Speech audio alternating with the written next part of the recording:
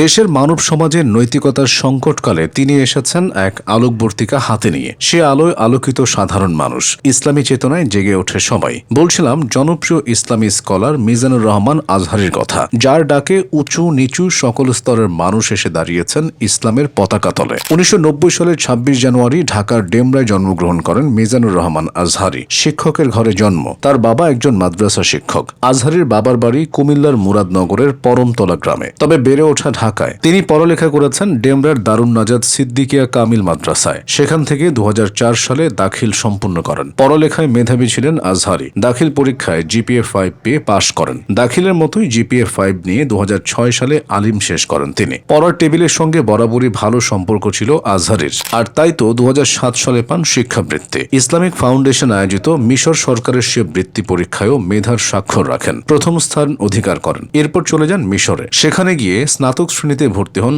আল আজহার বিশ্ববিদ্যালয়ে। ছিলেন department of তাফসির অ্যান্ড কুরআনিক সায়েন্সের ছাত্র। 2012 সালে কৃতিত্বের সঙ্গে স্নাতক সম্পন্ন করেন। এরপর একই বিশ্ববিদ্যালয় থেকে স্নাতকোত্তর সম্পূর্ণ করেন তিনি। সে সময় পড়ার টেবিলে বেছে নিয়েছিলেন department of Quran and Sunnah studies. 2016 সালে 3.82 পেয়ে স্নাতকোত্তর সম্পূর্ণ করেন। স্নাতকোত্তর শেষ করেও পড়ার টেবিলের সঙ্গে সম্পর্ক ছিন্ন করেননি আজহারী, বরং তিনি মিশর থেকে চলে যান এমফিল করার উদ্দেশ্যে মালয়েশিয়ায়। সেখানে বেছে নেন human embryology in the holy Quran. মালয়েশিয়ার ইন্টারন্যাশনাল ইসলামিক ইউনিভার্সিটি থেকে বিষয়টির উপর এমফিল করেন Azhari. Human embryology in the holy কুরআনে গবেষণা শেষে পিএইচডি করতে মনস্থির করেন। Human behavioural characteristics in the holy Quran and analytical স্টাডির উপর পিএইচডি করেন তিনি। বাংলা ছাড়াও মিজানুর রহমান আজহারীর একাধিক ভাষায় দখল রয়েছে। ইংরেজিতে বেশ দক্ষ তিনি। তার পিএইচডির মাধ্যম ছিল ইংরেজি, পাশাপাশি আরবি ভাষায় পারদর্শী তিনি। দেশের আলেমদের তুলনায় শুধু শিক্ষা দীক্ষায় এগিয়ে নন আজহারী, বক্তা হিসেবে তিনি তুমুল জনপ্রিয়। একটা সময় নিজেদের মধ্যে দ্বন্দ্বে জড়িয়ে পড়েছিলেন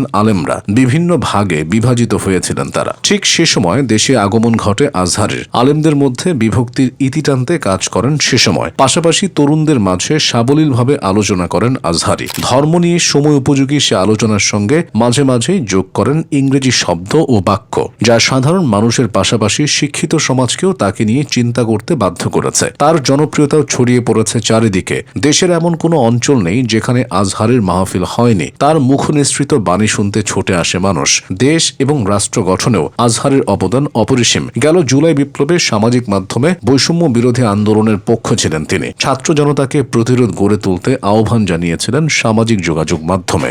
সমসাময়িক বিভিন্ন ইস্যুতেও ধর্মের আলোকে কথা বলেন তিনি। মানুষকে সৎ পথে আনার জন্য ব্যয় করেন নিজের সময়। সামাজিক মাধ্যমে তিনি বেশ জনপ্রিয়। বর্তমানে তার সোশ্যাল মিডিয়ায় অনুসারীর সংখ্যা 8.7 মিলিয়ন। মিজানুর রহমান আজহারী যেমন সুবক্তা ও সুচিন্তক, তেমনি দৃঢ়চেতা মানুষ। কেননা একসময় নিজের কাজের ক্ষেত্রে বেশ প্রতিবন্ধকতা সহ্য করতে হয়েছে তাকে। দেশও ঝুঁকিপূর্ণ হয়ে গিয়েছিল তার জন্য, তবুও সরে আসেননি নিজের পথ থেকে। সামাজিক মাধ্যমে জনসচেতনতা ও ধর্ম সচেতনতামূলক পোস্ট দিয়ে মানুষকে জ্ঞানের আরেক জ্ঞানের আলোয় আলোকিত করার কাজটি করে গেছেন।